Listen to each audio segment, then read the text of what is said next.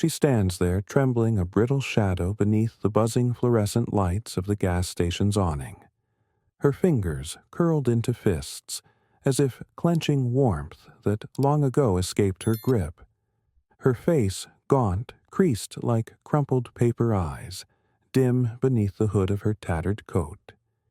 And when the wind whips past, lifting the hem of her dress to reveal swollen ankles and shoes taped at the seams, no one turns, no one speaks, no one sees her, except maybe the wind that howls like the memory of something lost, as if tonight itself can smell the humiliation in her blood, the silent desperation in her posture as she shuffles closer to the entrance, hesitates, then pushes the glass door open with a soft chime stepping inside, where the music playing from the overhead speakers feels mocking in its cheer, where the harsh lighting slices across her face revealing sunken cheeks and bruises like forgotten ink, and she is barely inside before a voice barks, "Hey, what do you think you're doing in here, lady?"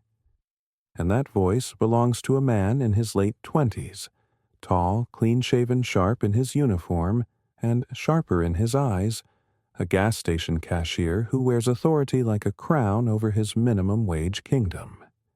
His tone venomous with disdain as he steps from behind the counter hands, already gesturing toward the door. "You don't belong in here. You're scaring customers."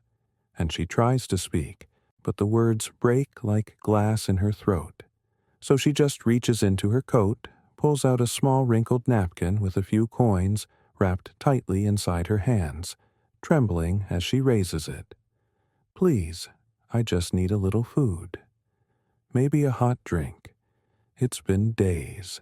And her voice is a frayed whisper of wind through broken windows, barely audible over the shrill sound of a teenage girl near the candy aisle, laughing into her phone and saying, "You, look, she's like a witch or something."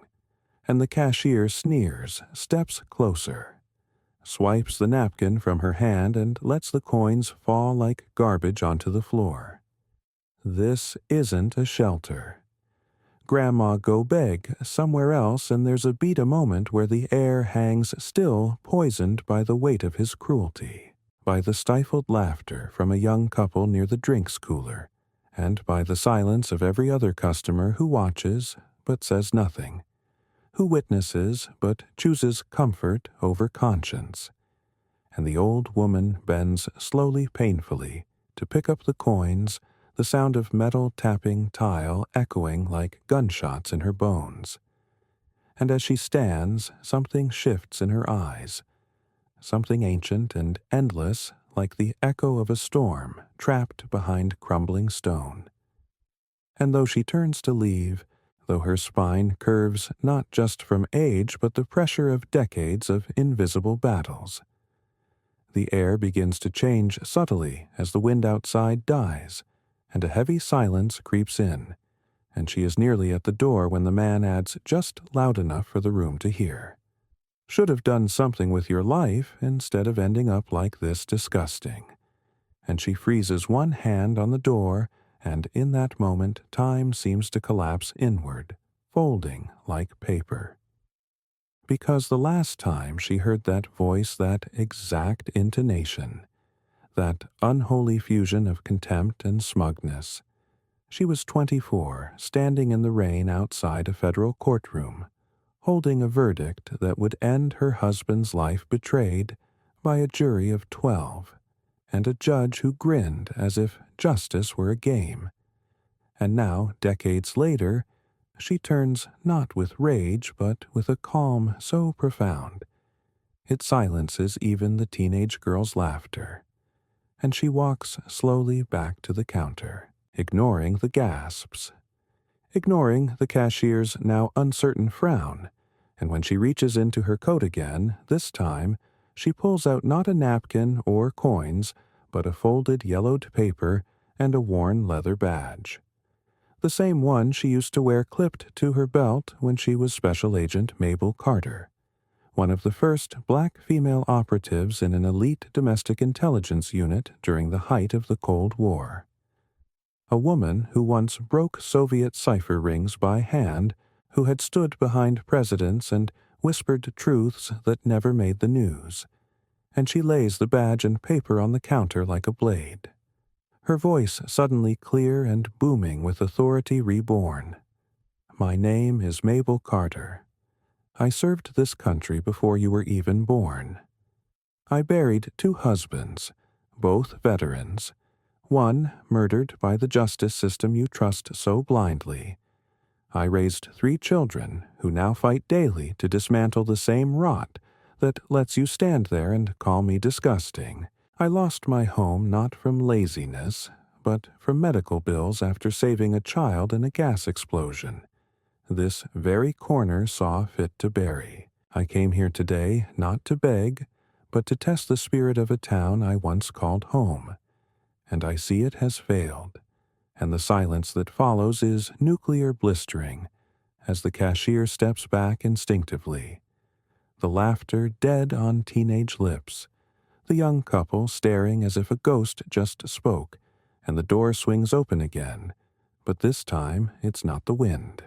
It's a man in a pressed black suit, eyes sharp and respectful, who walks in, takes one look at Mabel, and bows his head, saying, "Director Carter, we've been trying to find you," and she turns without surprise, simply nods and says, "I was waiting for the right time."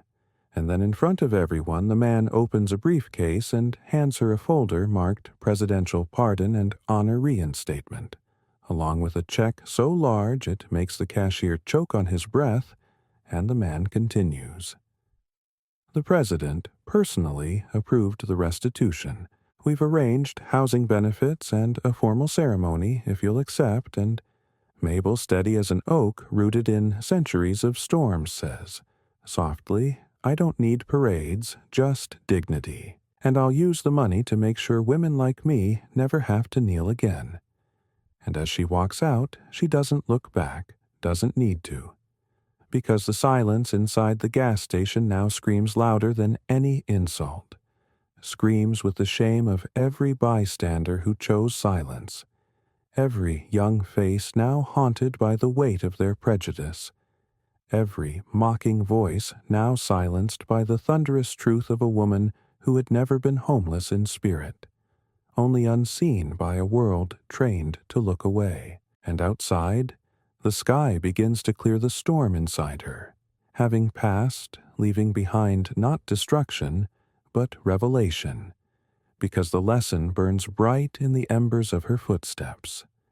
That justice is not just blind, but often deaf, until someone dares to make it listen, until someone dares to rise, not with rage, but with the full weight of their truth, and in doing so, dares to remind the world that dignity has never been about wealth or power, but about standing tall, even when the world calls you nothing, and proving with every breath that no one, not ever, is beyond redemption.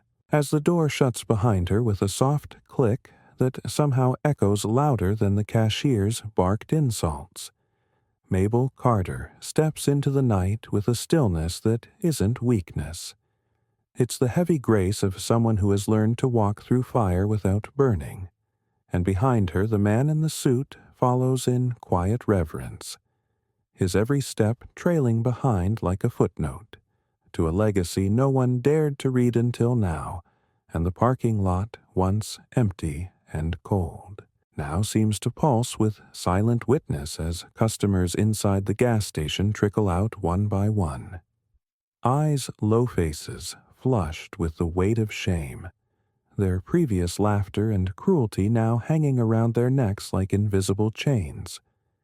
Because in the course of 10 minutes, their entire worldview collapsed under the simple, devastating truth that the woman they mocked, dismissed, and humiliated was not just someone's grandmother. She was history herself. Walking, breathing, bleeding in silence, and suddenly worthy in their eyes only because her worth had been stamped and signed by a higher authority. And isn't that always the way that people only listen when power speaks for the voiceless? Never when the voiceless speaks for herself. The man leads her toward a sleek black car parked at the curb, its tinted windows catching the glow of neon and refracting it like stained glass. And when he opens the door, Mabel pauses, turns her gaze back to the station, her eyes landing on the teenage girl who now stands awkwardly outside her phone. Forgotten in her hand, her face twisted in something between guilt and awakening. And for a brief moment their eyes meet, not with anger, not with scorn, but with something deeper recognition, the unspoken understanding that the girl has seen something tonight that cannot be unseen. That maybe, just maybe, the story of the broken old woman with the taped shoes and trembling hands would live in her, longer than a meme or a selfie. Maybe it would plant a seed where ignorance once bloomed, and Mabel gives her a small, nearly imperceptible nod before sliding into the back seat. The engine hums to life, and as the car pulls away from the curb, she closes her eyes not to rest, but to remember not the cruelty of tonight, but the voices of the past, the ones long buried beneath headlines and false narratives. Her husband's last words before the gavel fell her daughter's first breath in a hospital that refused her entrance until a white doctor intervened, the way her badge felt when it clipped onto her belt the first time. How it slowly grew heavier with every operation where her brilliance was credited to male superiors. How she wore her silence like armor until it cracked under the weight of decades, and how tonight, finally, it had shattered. Not as a collapse, but as an awakening. The man beside her, younger, respectful, careful with his words, speaks after a long silence. "Director Carter, we've arranged the media blackout you requested, but once word spreads, they'll want interviews. CNN, MSNBC, even the BBC's reached out, and Mabel doesn't answer right away. Just watches the city pass by in a blur until she says, 'They never cared about the truth, just the spectacle. Let them chase shadows. I'm building light.' And then, almost absently, she opens the folder again, scans the pardon, the formal commendation, the lifetime benefits that should have been hers decades ago, and her eyes drift to the bottom line, the president's signature, before she folds the document and slips it back in, then turns to the agent and says, 'You said there's housing.' And he nods. 'Yes, ma'am. Downtown, fully secured. You'll have 24-hour assistance, medical transport, whatever you need.' And she thinks of all the women she's seen sleeping under bridges. The ones who once worked 2 jobs, raised kids, paid taxes, and still ended up forgotten, crushed beneath systems that never saw them until they died. And she says, 'I don't need luxury. I need space to build something.' And when he asks what her voice sharpens, like steel under velvet, a sanctuary. For the women you all missed, the ones who never got a second chance because no one was watching. I'll teach them how to fight not with fists, but with truth, with presence, with pride. By the time they reach the city's heart skyscrapers glowing like mechanical giants against the ink-black sky, news of what happened has already begun to seep through the cracks of social media.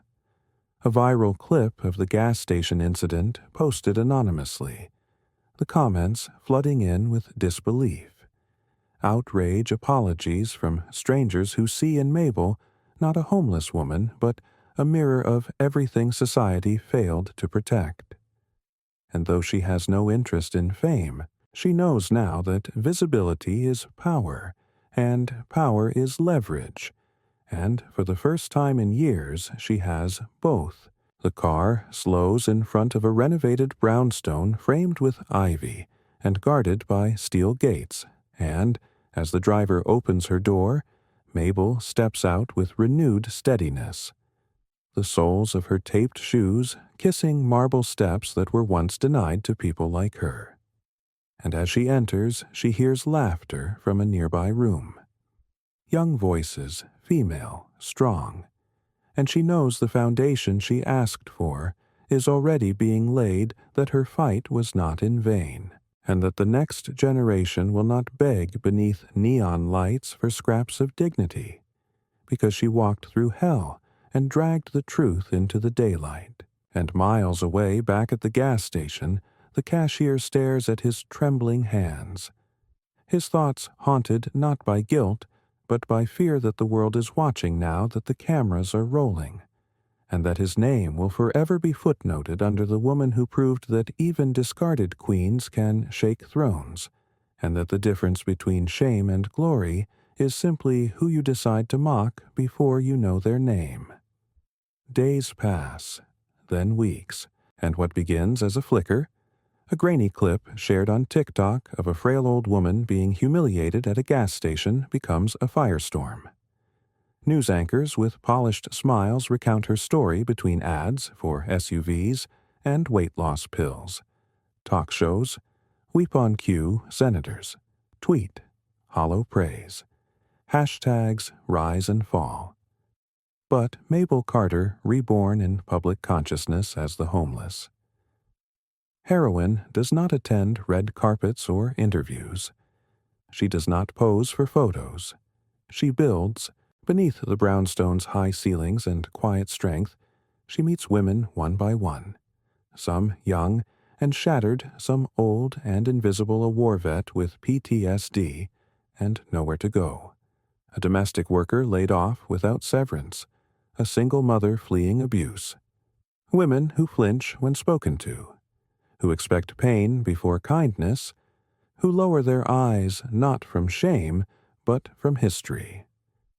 Mabel listens to them all. She sits with them on the floor sleeves, rolled up tea cooling between forgotten hands, and says, "You don't owe this world your silence," and they believe her, because she has walked through the same fire and never forgot the way out. The brownstone becomes more than refuge. It becomes a revolution. Volunteers flood in, lawyers offering pro bono aid, therapists giving time for free architecture, students helping design sleeping quarters in the unused attic. Mabel names it the Dignity House, not a shelter, a fortress, a school, a stage. Every wall painted in warm earth tones, every window wide open to the sun, every woman greeted by name, never by number. And slowly something begins to shift in the city. A bus driver lowers the ramp for an elderly black woman without being asked. A police officer takes a knee beside a homeless man, not to arrest him, but to listen. High school students deliver meals and sit beside those society has labeled nuisances, learning stories that never made textbooks.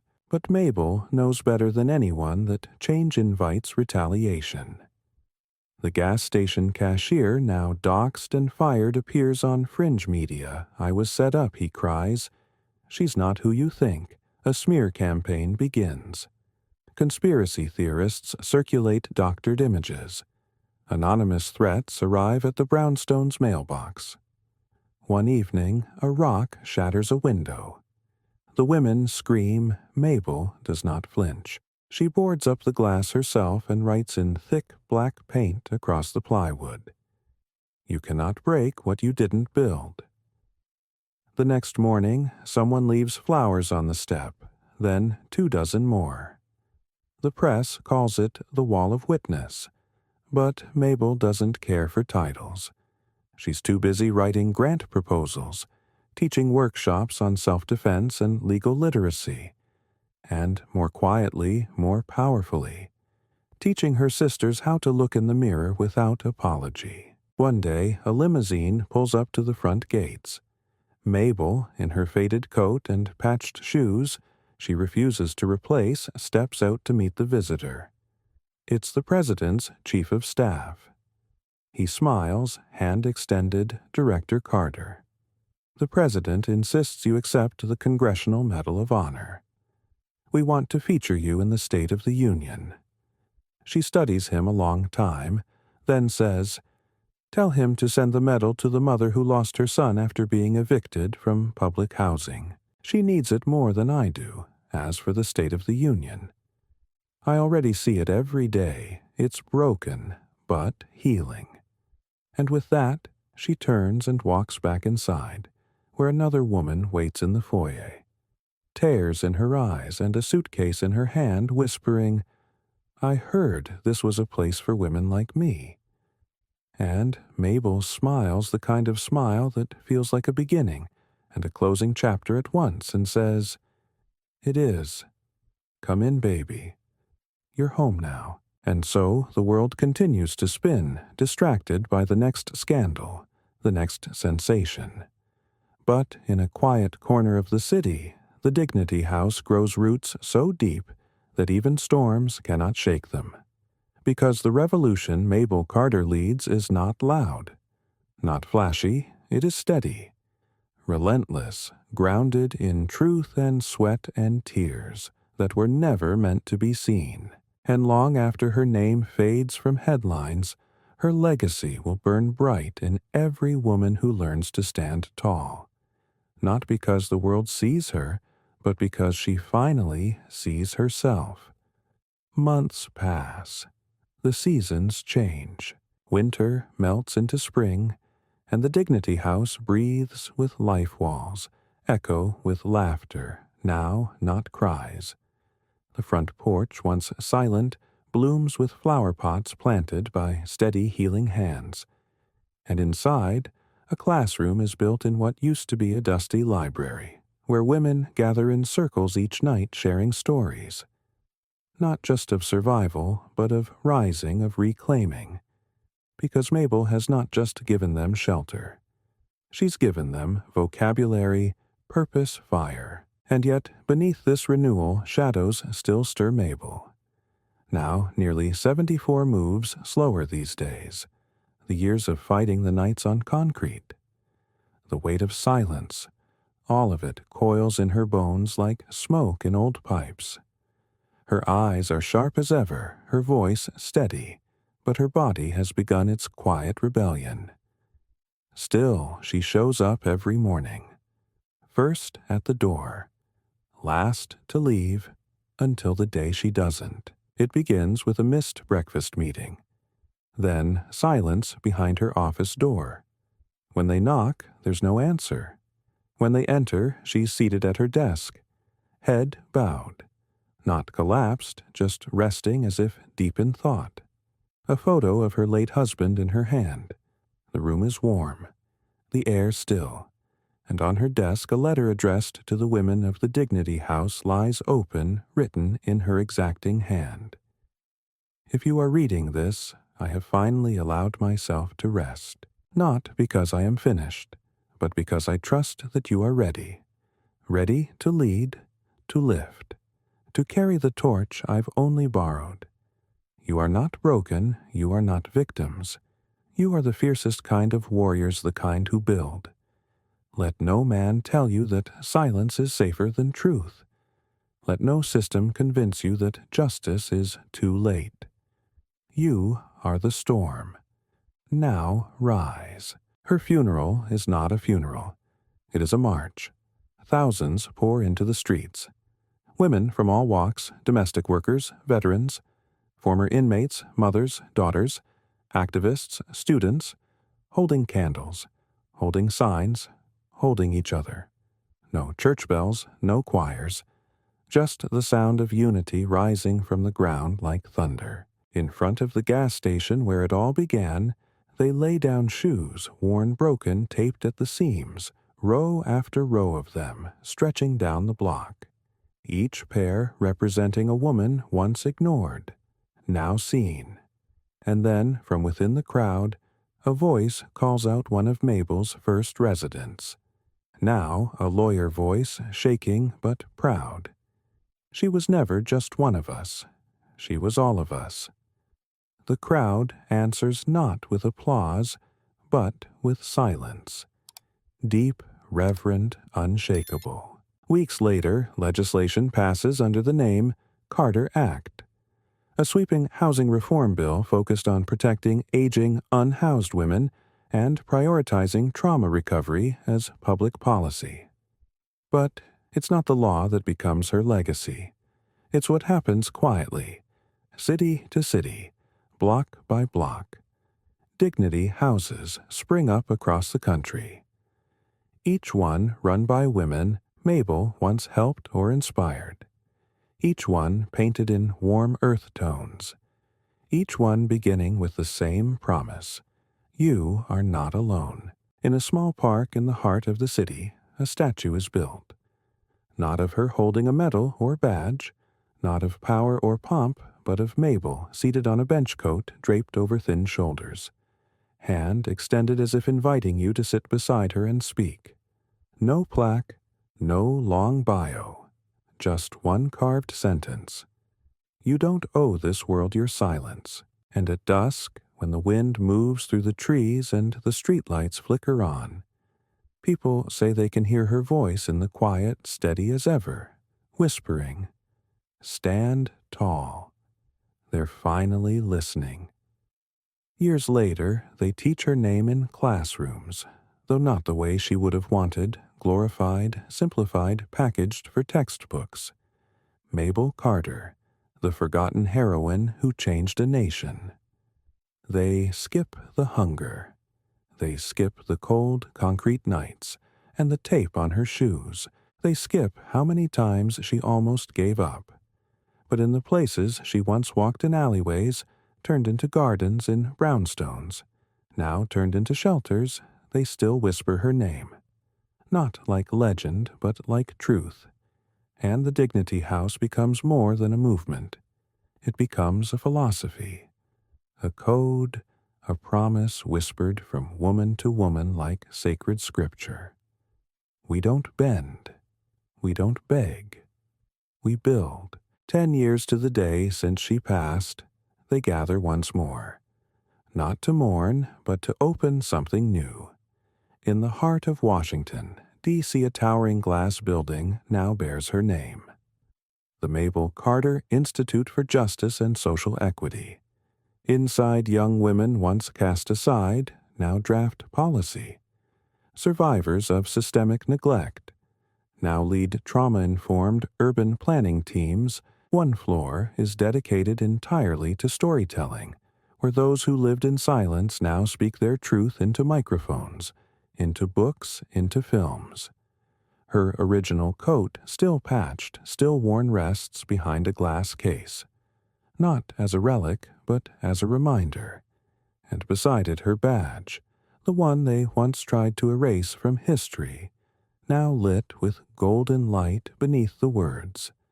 Service beyond recognition, but far from marble halls and ribbon cuttings back in the quiet corners of the country, her spirit lives in smaller ways. In a gas station clerk who stops mid-shift to hand food to a cold grandmother. In a teenage girl who intervenes when a boy laughs at a homeless man. In a mayor who cites the Carter Doctrine, a policy named after her that ensures every city budget begins with housing and ends with dignity. In a child watching his mother stand tall at a podium, voice unshaken, telling her story for the first time, not to survive, but to teach.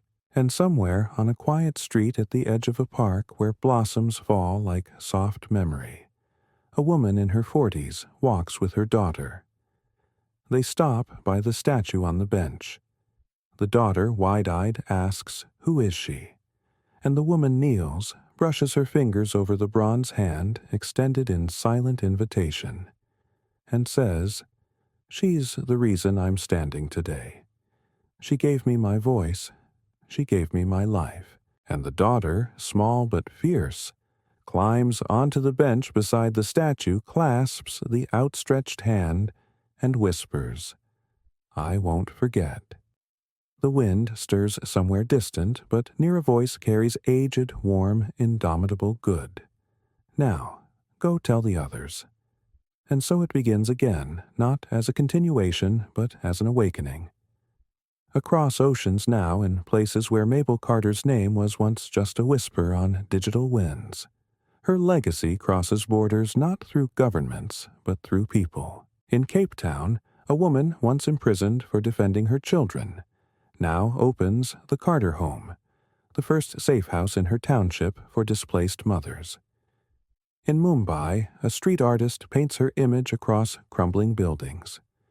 Mabel's taped shoes glowing golden, her eyes stern, her hand extended beneath the words, "Rise anyway." In Tokyo, a survivor of corporate abuse stands on stage holding back tears, her Japanese accented English cracking only once when she says, "Mabel Carter reminded me, silence is not peace." And in the United States, where it all began, something unexpected happens. The government tries to officially declare her birthday a national observance, but the women who knew her best, those who had sat at her feet, those whose wounds she healed, those who once called her Mama Carter, refuse. Not out of disrespect, but because they know she wouldn't have wanted it. Instead, they declare it the Day of Dignity, not a holiday, but a call to action. Across all 50 states on that day, no one is allowed to profit. No brands run ads. No companies post slogans. Instead, every woman who has ever felt discarded, unseen, voiceless steps outside and speaks. At community centers, at courthouses, on street corners. Not with rage, but with clarity. With the sharp, still strength Mabel taught them. And in a small room at the edge of Detroit, where snowflakes press like soft hands against a dusty window, sits a girl no older than 9. She's drawing not cartoons, but women. Strong, tall, real women. Her mother watches her curious and asks, "Who's this one?" The girl doesn't look up. "She's me," she says, "but older and not scared."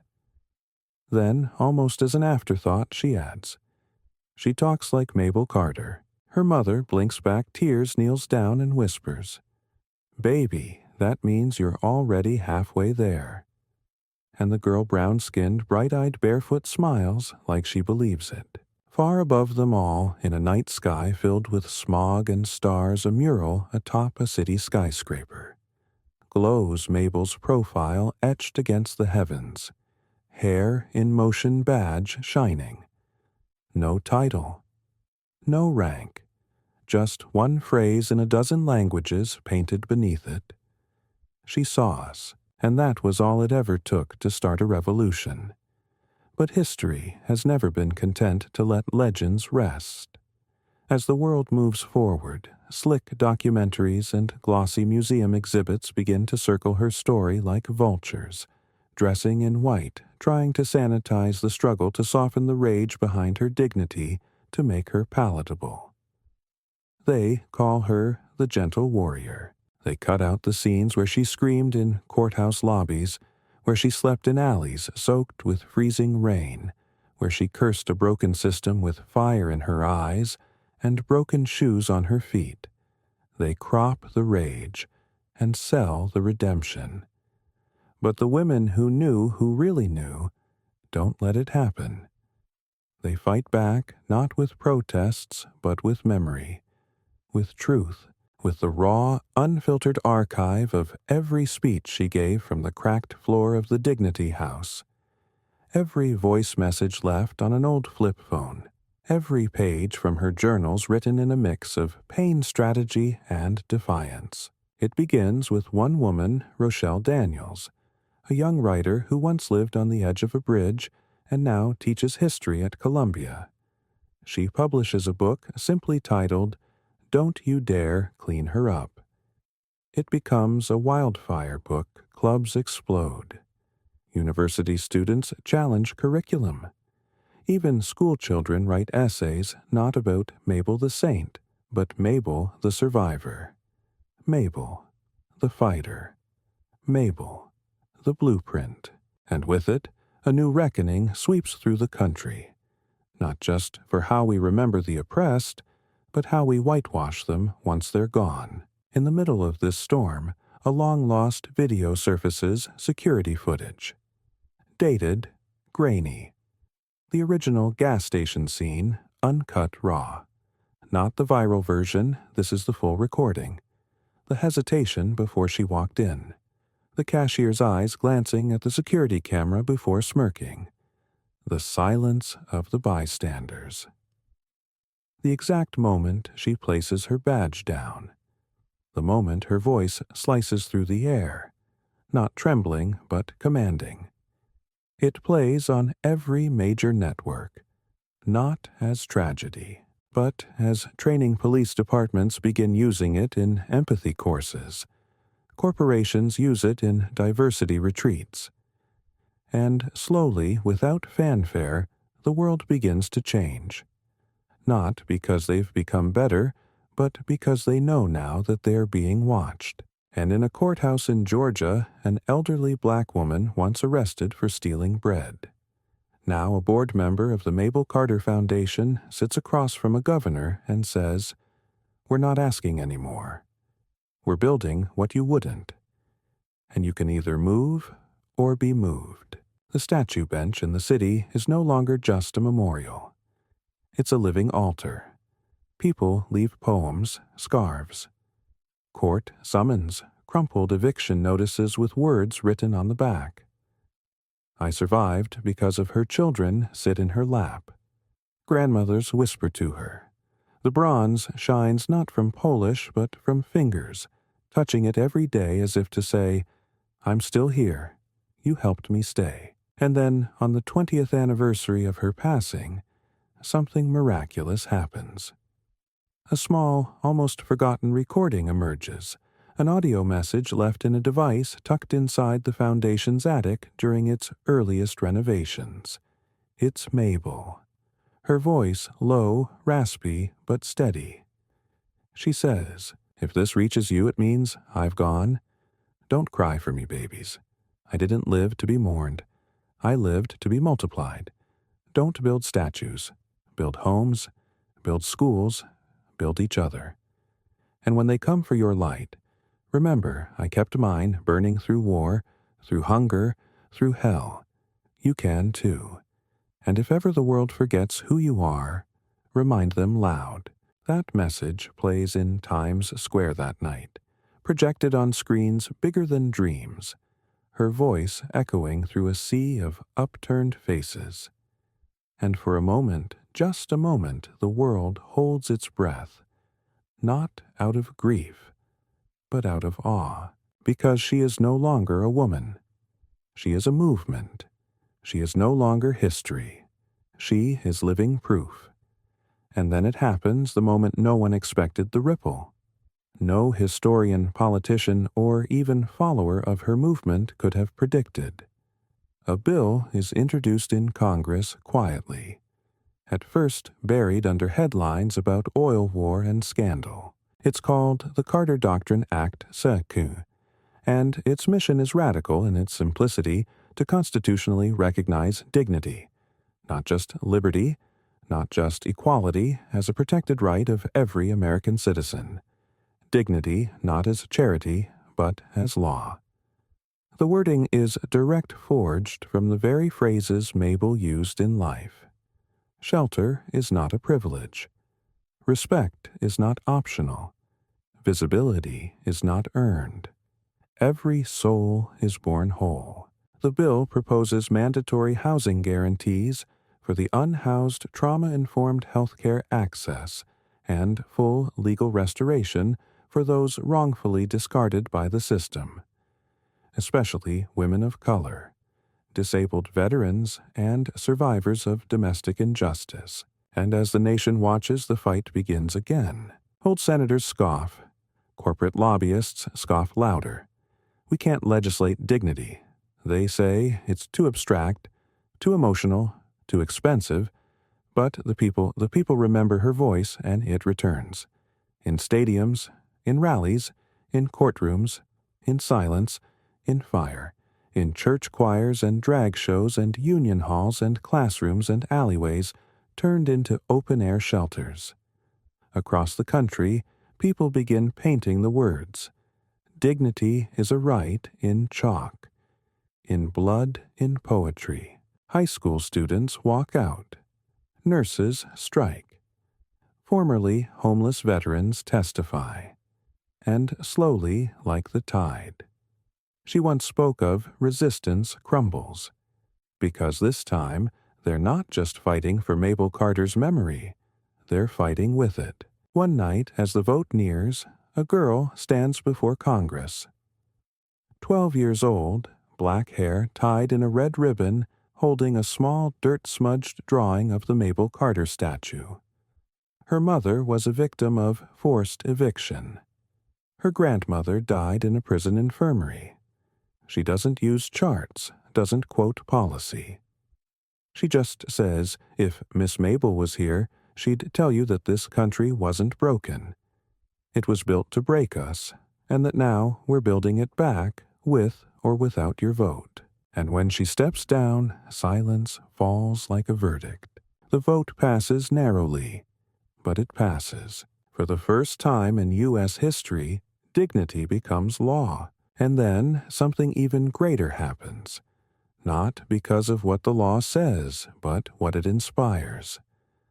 Other nations follow. A United Nations delegation formally acknowledges the Carter Doctrine as a global policy standard for post-colonial justice systems. Brazil launches its own dignity protection ministry. Kenya models trauma centers after the Dignity House blueprints.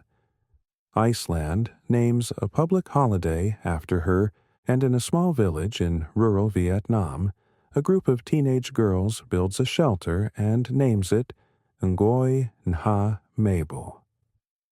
When asked why, one girl answers in perfect English, because she taught us what the world forgot, that we are not less. We are light. Back in the States at the original brownstone, now preserved as a living archive, her voice plays once a day at sundown for those who visit, those who pray, those who remember. No advertisements, no tours, just a single room filled with warmth and the scent of paper and time. And in that room, lit by a small lamp and a photo of Mabel seated with her sisters, a plaque reads, "She didn't want statues. She wanted successors. Be one." And they are. All of them. From cities to slums. From courtrooms to cardboard shelters. From the girl with the red ribbon to the woman with the scarred hands who now builds homes with her bare fingers. They are. And Mabel. She rests, not in stone, not in glass, but in every woman who now walks into the world and doesn't bow her head. Because Mabel Carter did not teach them how to survive. She taught them how to stand. But history, real history, never ends on ceremony. It lives, it breathes it, resists being embalmed in applause, and even as the Carter Doctrine reshapes policies, even as murals bloom across cities like wildflowers in cracked pavement, even as the dignity houses multiply across continents like sanctuaries stitched from fire. The backlash comes quiet at first, then loud, then violent, a rising tide of those who feel threatened by justice, wrapped in the voice of an old black woman who never asked for permission. They call it reverse discrimination. They fund documentaries framing Mabel as a symbol of identity, extremism. They leak half-truths, edit sound bites, push pundits to ask, was she too radical? And in the shadows of power meetings are held strategies drawn. Bills proposed to defund dignity initiatives. Conservative mayors close. Dignity houses under the pretense of zoning violations. Arsonists torch 3 sites in the same week. One woman, a survivor, once homeless. Now, a director barely escapes with her life. But what they don't realize is this: the world is different now. You cannot silence a movement born in kitchens and alleys and lungs filled with rain. You cannot undo a revolution that has been taught mother to daughter, survivor to sister, pain to power. So when they burned 3 houses, 5 more open each, named after a woman who died too soon. When the news spins fear, 10,000 women post stories of what Mabel's legacy did for them. And when the backlash funds its own march, its own bitter, angry parade through the Capitol, what they see lining the streets are not counter-protests, but children, holding candles, holding drawings of their mothers, holding signs that say, "She saw us now, you do too." And in that moment, something changes. Not in politics, not in headlines, but in the marrow of culture itself. A world that once worshipped strength as silence now begins to redefine it as softness that survives. Corporations begin embedding dignity clauses in hiring practices. Hospitals create Mabel rooms, spaces of care, free of charge, no questions asked. Schools teach her truth, not the softened version, but the real one. The cold nights, the broken shoes, the badge in a pocket full of lint. Little girls wear patches on their backpacks, built from dignity. Little boys learn not to fear tears, and in countries torn by war, mothers whisper her name like a prayer. If she made it, so will we, eventually, decades from now. The last woman who ever held Mabel's hand will pass quietly in her sleep. The media barely notices, but the world does not forget. Because what Mabel created was not a moment, not even a movement. She created memory that resists silence, a system that resists erasure, a sisterhood that resists death. And far away in a village, untouched by headlines, a young girl presses a seed into dirt with bare fingers. Her mother watches, the girl looks up and says, "They say this tree was Mabel's favorite." The mother nods and answers, because it bends in the storm but never breaks. And as the wind moves through the soil, through memory, through time itself, her voice returns. Not loud, not angry, just steady, like truth. Keep building. But the most profound part of her legacy doesn't bloom in monuments or policy or even the global reach of her doctrine. It blossoms in the invisible, the quiet, the deeply human spaces where no camera ever goes. In a women's prison, buried in the outskirts of Louisiana, where the paint peels and the guards speak in commands instead of words. A young inmate named Kiara stands in the corner of the rec room, holding a worn copy of "Don't You Dare Clean Her Up." Her fingers trembling not from fear, but from recognition. She reads Mabel's words aloud to the women around her. Not just because she can, but because she must. Because no one's ever told their stories with that kind of ferocity, that kind of permission to not be ashamed of survival. They cry, they laugh, they rise. 2 months later, they petition to create the first prison-run dignity circle in the country. It gets approved. The guards stop laughing. In a corporate boardroom in Chicago, a woman named May, once a silent executive assistant who cleaned coffee mugs and apologized when spoken over, sits at the head of the table. She clutches the corner of her blazer as a senior VP interrupts her for the 4th time. Then something shifts. Her voice cuts through the air. "Interrupt me again and I walk, but not before I sue." There's silence, then a subtle nod. Behind her, on the shelf, is a single photo Mabel Carter seated in front of the Dignity House, arms folded, jaw set like stone. May doesn't explain the photo. She doesn't have to. In Gaza, under the falling sky, a group of young girls gather beneath a broken water tank. Passing between them, a translated copy of Mabel's final audio message. They can't all understand the English, but they understand the tone, the defiance, the truth. They begin calling their underground classroom Carter School.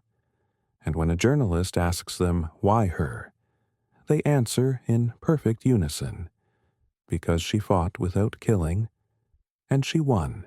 In Oklahoma, in a trailer park carved between highways, a transgender teen who has been sleeping in a car for 3 nights finds a QR code taped to a public restroom. It leads to a digital Dignity House network. Within hours, she's picked up, fed, hugged, she's given clothes, her name is asked. Not her dead name, her real one. And when she cries into the shoulder of a woman with gray hair and tattoos of flowers running down her arms, the woman just whispers, "Mabel sent you." Didn't she? And the girl nods without understanding why only knowing it feels right. And then, quietly, without press or power or politics, comes the moment that defines it all. A child is born, in a refugee tent, in a war zone. To a mother who has nothing but scars and breath left to give, the child survives. Barely. And when asked by a relief worker what the baby's name will be, the mother smiles through cracked lips and says, "Carter. No first name. No need. That name alone is enough." And it is, because now Carter means more than a person. It means resistance. Shelter, fire, voice. It means that when the world forgets to see you, you still exist. When systems fail you, you still rise. When everything collapses, you do not vanish. You rebuild. So the world spins on wars. Rage systems corrupt. Greed mutates.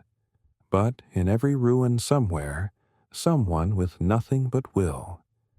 And the memory of a woman who never bowed is building again.